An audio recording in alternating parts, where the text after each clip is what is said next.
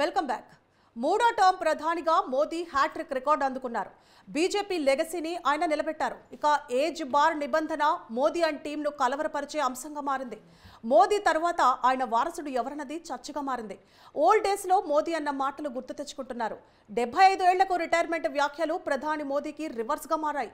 ఇంతకీ అసలు age limit ఏంటి? గతంలో మోదీ ఏమన్నారు?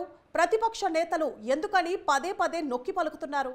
నరేంద్రుడి నెక్స్ట్ వారసుడెవరు? News 360 special focus.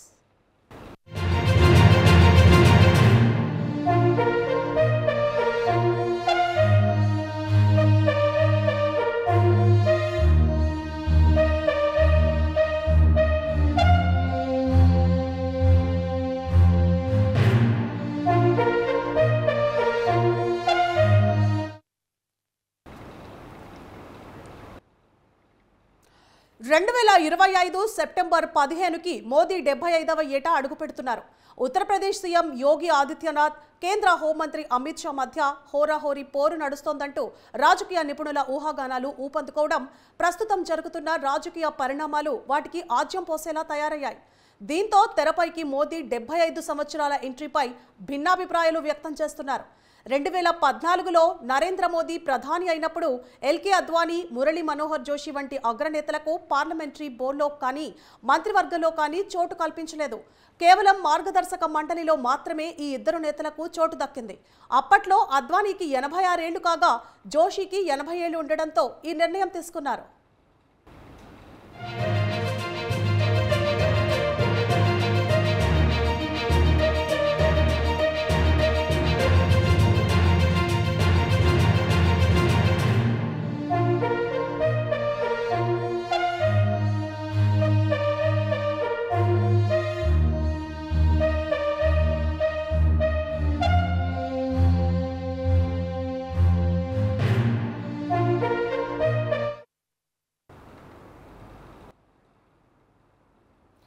రెండు 2024 మే 12న ఎన్నికల ప్రచారంలో మోదీ మాట్లాడుతూ, కుటుంబ పెద్ద తన పిల్లలకి ఏదో ఒకటి ఇవ్వాలనుకుంటాడు. తన వారసుడికి సైతం అందులో కీలకం. మరి మోదీ వారసుడెవరు? నేను ఎవరి కోసం ఆ పని చేయాలి? మీరందరూ నా వాళ్ళు, నా వారసులు, మీరే నా కుటుంబం, మీరు నా వారసులు అని ఆయన అన్నారు. అయితే బీజేపీ భావించిన 400 సీట్ల మార్కు మాత్రం కలగానే మిగిలిపోయింది. ప్రాంతీయ పార్టీలపై ఆధారపడేలా పరిస్థితులు మారాయి. ఇదే ఇప్పుడు బీజేపీలో వారసుడు నెక్స్ట్ అని ఎవరికి దారితీస్తుంది అనేది చర్చగా మారింది.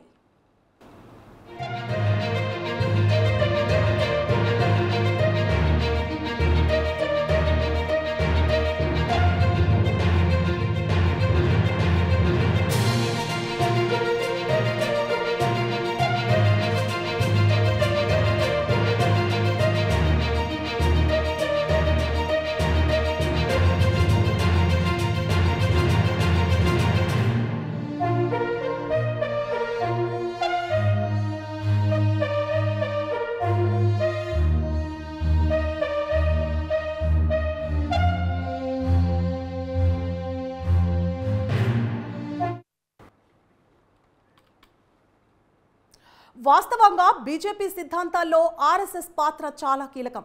బీజేపీ బలహీనమైన సమయంలో సంఘ పాత్ర పెరుగుతుందని నిపుణుల అభిప్రాయం. 2016లో మధ్యప్రదేశ్ మంత్రివర్గ విస్తరణ సమయంలో 75 ఏళ్లు పైబడిన బాబులాల్ గౌర్, సర్తాజ్ సింగ్ మంత్రి పదవులకు రాజీనామా చేయాల్సి వచ్చింది. అలాగే 80 ఏళ్లు పైబడిన లోక్సభ మాజీ స్పీకర్ సుమిత్రా మహాజన్కు ఎలాంటి బాధ్యతలు అప్పగించలేదు. హిమాచల్ ప్రదేశ్కు చెందిన కీలక నేత శాంతాకుమార్ను కూడా అదే విధంగా పక్కన పెట్టారు.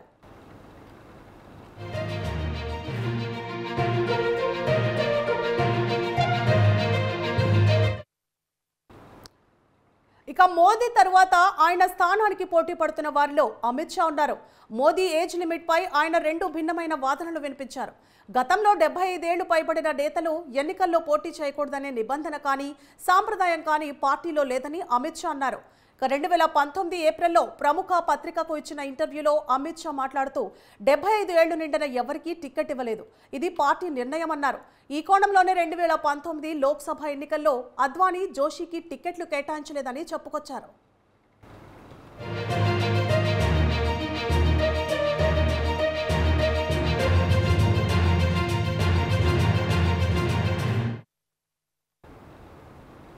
బీజేపీలోని కీలక నేతల మాటలకు చేతలకు చాలా సమయాల్లో పొంతన లేకుండా పోయింది. కర్ణాటకకు చెందిన యడ్యూరప్ప 80 ఏళ్ల వయసులో బీజేపీ రాష్ట్ర బాధ్యతలను ఆయన నిర్వహిస్తున్నారు. గతంలో కల్రాజ్ మిశ్రా, నజ్మా హెప్తుల్లా, ఇప్పుడు జిత్రణ మాంఝీలు 75 ఏళ్లు దాటిన తర్వాత కూడా మోదీ కేబినెట్లో చోటు దక్కించుకున్నారు.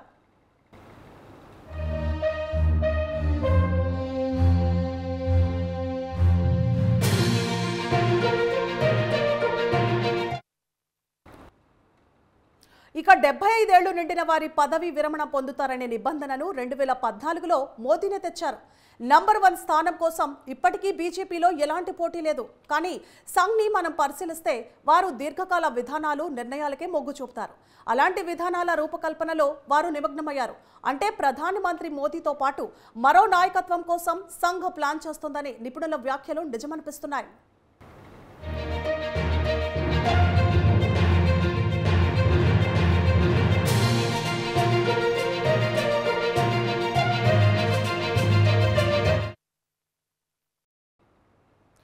ఆర్ఎస్ఎస్కి మోదీకి మధ్య దూరం పెరిగిందా అంటే అవునని చెప్పాలి. 2024 మే నెలలో బీజేపీ జాతీయ అధ్యక్షులు నడ్డా ఓ ఇంగ్లీష్ పత్రికకు ఇచ్చిన ఇంటర్వ్యూలో మాట్లాడుతూ, మొదట్లో మేమంతా బలంగా లేం, కొద్దిగా వెనుకపడ్డాం, అప్పుడు ఆర్ఎస్ఎస్ అవసరం ఉంది, కానీ ఈరోజు వేరు, బీజేపీ ఎదిగింది, మనం సొంతంగా చేసుకోగలిగినప్పుడు పార్టీ స్వతంత్రంగానే నడుస్తుంది అన్నారు. నడ్డా చేసిన ఈ ప్రకటన సంఘ్లే తీవ్రత దూరమేదైపోయింది.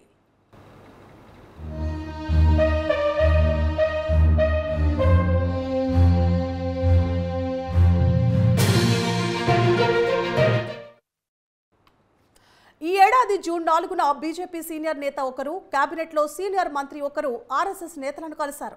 ఆ సమయంలో పార్లమెంటరీ పార్టీ సమావేశం ఏర్పాటు చేసి మీ పార్లమెంటరీ పార్టీ నేతను ఎన్నుకోవాలని ఆర్ఎస్ఎస్ సూచించింది. చాలా సింపుల్గా ఆర్ఎస్ఎస్ అలా చెప్పడంతో అసలు విషయం అప్పుడు బోధపడింది. ఆ తర్వాత బీజేపీ పార్లమెంటరీ పార్టీ సమావేశం జరగలేదు, కానీ ఎన్డీఏ సమావేశం జరిగింది.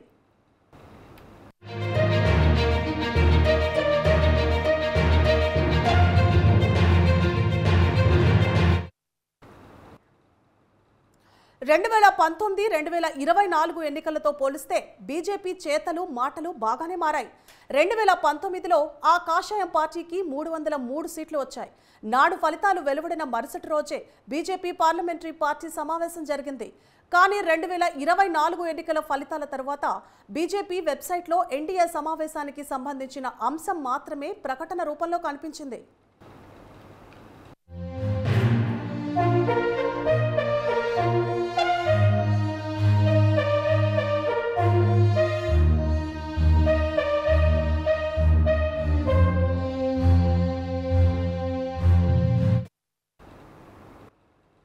ఇక 2024 సార్వత్రిక ఎన్నికల్లో తమకు వచ్చిన సీట్లతో బీజేపీ పెద్దలు ముందు చూపుగా వ్యవహరించారు. గెలిచిన 240 మందిలో 140 మంది ఎంపీలు తమ వాళ్లదేనని సంఘ్ మాటలు. ఒకవేళ బీజేపీ పార్లమెంటరీ సమావేశం జరిగితే ఇప్పుడున్న వాళ్లను ఎన్నుకోకపోవచ్చు, అందుకే వాళ్లు సమావేశం ఏర్పాటు చేయలేదు. ఆ మరుసటి రోజు చంద్రబాబు నాయుడు నితీష్తో సమావేశమై లేఖలు తీసుకొని ఎన్డీఏ పేరుతో వ్యవహారం నడిపించారు. ఇది సంఘ్కు నచ్చలేదు. భవిష్యత్ నేతల కోసం వెతుకులాటపై వారు దృష్టి పెట్టారు.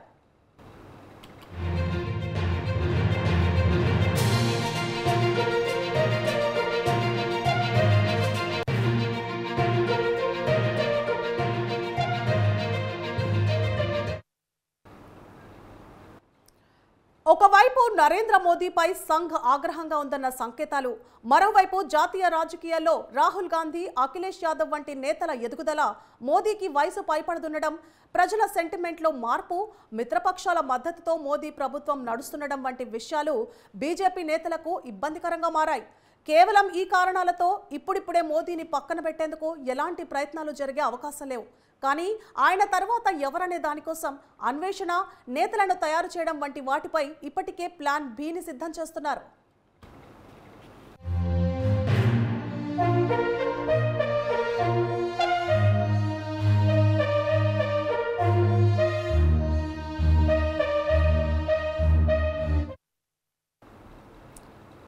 ఇక ముచ్చటగా మూడోసారి అధికారంలోకి వచ్చిన బీజేపీ ఎన్డీఏ పార్టీల మద్దతుతోనే ప్రధాని పీఠంలో మోదీ కూర్చునే పరిస్థితులు ఏర్పడ్డాయి. దీనికి తోడు UP CM Yogi Adityanath, central home minister Amit Shah మధ్య పోటీ వాతావరణం నెలకొంది. యోగి ఏదైనా ఒక పని చేస్తే ఢిల్లీలో అమిత్ షా ఇబ్బంది పడతారంటూ టాక్ కూడా నడుస్తోంది. మోదీ నెక్స్ట్ ఎవరన్న వారిలో వారిద్దరూ ఉండడమే అందుకు కారణం. అయితే ప్రజాక్షేత్రంలో యోగికి ఉన్న ఇమేజ్ షాకు లేకపోవడం మైనస్ అనే చెప్పాలి.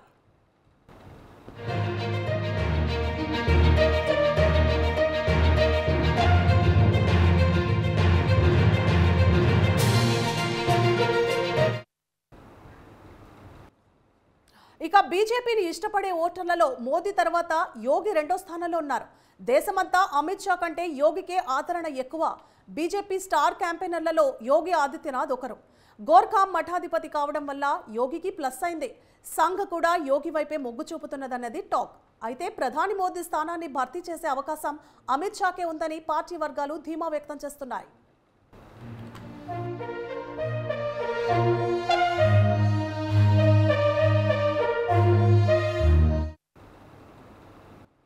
ఇక యోగి తన పాలనలో ఎక్కడా రాజీ పడడం లేదు. సీనియర్ అడ్మినిస్ట్రేటివ్ అధికారుల విషయంలో వార్, స్మార్ట్ మీటర్ల వ్యవహారం, అదాని టెండర్ రద్దు వంటికి యోగికి మోదీ ప్రభుత్వానికి మధ్య దూరాన్ని ఎత్తి చూపిన కొన్ని ఘటనలు మోదీ తర్వాత వారసుడి పేర్లలో యోగి షా ఉన్నారు అని చెప్పొచ్చు. ఇక హిందుత్వానికి యోగి సింబల్గా ఉన్నారు. మోదీ ప్రణాళికలను అమలు చేయడంలో అమిత్ షా కీలక పాత్ర పోషిస్తున్నారు. బీజేపీలో ఇద్దరే అన్నట్లుగా ప్రచారం సాగుతోంది.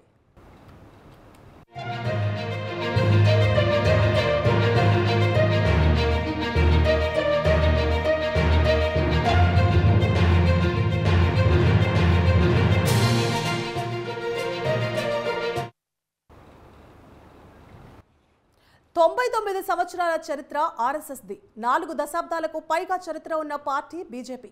పార్టీని లీడ్ చేయడంలో సంఘదే కీలకం.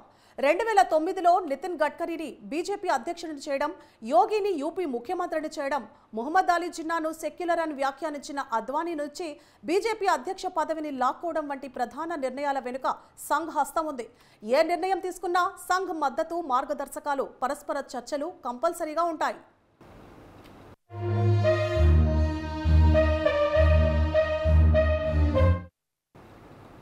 మోదీ నెక్స్ట్, యోగి వర్సెస్ షా అంటున్న వస్తున్న ఊహాగానాలు కనుక నిజమని భావిస్తే అప్పుడు సంఘ్ మొగ్గు ఎటువైపు ఉంటుందనేది ప్రశ్నార్థకమే. ఇలాంటి విషయాలపై అధికారికంగా లేదా బహిరంగంగా సంఘ్ నేతలు స్పందించరు. సమయం వచ్చినప్పుడు ఏకాభిప్రాయం మేరకు బీజేపీనే నిర్ణయం తీసుకుంటుంది. ఒకవేళ ఇలాంటి విషయాల్లో బీజేపీకి మద్దతు అవసరమైతే సంఘ్ నేతలతో టచ్లో ఉంటారు. రేసులో హిమంత బిశ్వశర్మ, శివరాజ్ సింగ్ చౌహాన్, పీయూష్ గోయల్, అనురాగ్ ఠాకూర్ వంటి నేతలు కూడా చాలా మంది ఉన్నారు.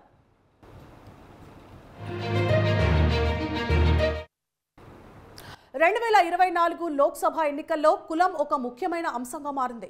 రాహుల్ గాంధీతో సహా చాలా మంది ప్రతిపక్ష నేతలు ఇప్పటికీ కులగణన సమస్యను లేవనెత్తుతూనే ఉన్నారు.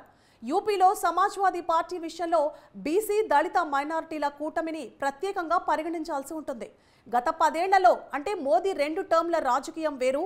అప్పుడు రాజకీయాలు హిందుత్వ అజెండాపై నడవడం కనిపించింది. కానీ ఇప్పుడు పంథా మారినట్లు కనిపిస్తోంది. రాజకీయ అంశాల్లో ప్రెజెంట్ మతం వెనుకబడి కులం ముందుకు వచ్చినట్లు నిపుణుల అంచనా.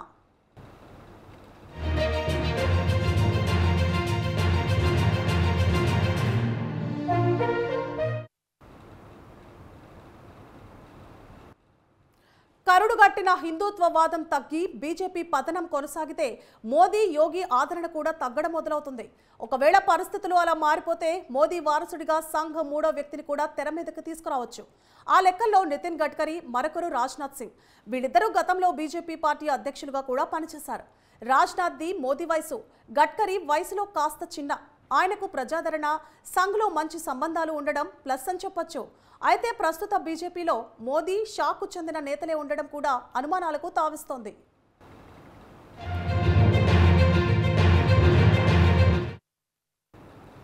రాజకీయాల్లో హిందుత్వ ప్రభావం కొనసాగుతుందా లేక బీసీ, ఓబీసీల ప్రభావం ఉంటుందా అనేది ప్రధాన ప్రశ్న. ఇవి వారసుడి పేరును ప్రభావితం కూడా చేస్తాయి. కుల రాజకీయాలు తెరపైకి వస్తే అప్పుడు వారిలో శివరాజ్ సింగ్ చౌహాన్ పేరు ముందుంటుందని చర్చ సాగుతోంది. 2024 జూలై 27న ఢిల్లీలో ముఖ్యమంత్రుల కౌన్సిల్ సమావేశం జరిగింది. అనుకోకుండా అమిత్ షా, యోగి ఆదిత్యనాథ్ ఒకరికొకరు దగ్గరగా వచ్చారు. ఇద్దరి మధ్య నరేంద్ర మోదీ, బీజేపీ జాతీయ అధ్యక్షులు జేపీ నడ్డా కూర్చుని ఉన్నారు. దీంతో రేసు మొదలైందనే టాక్ ఊపందుకుంది.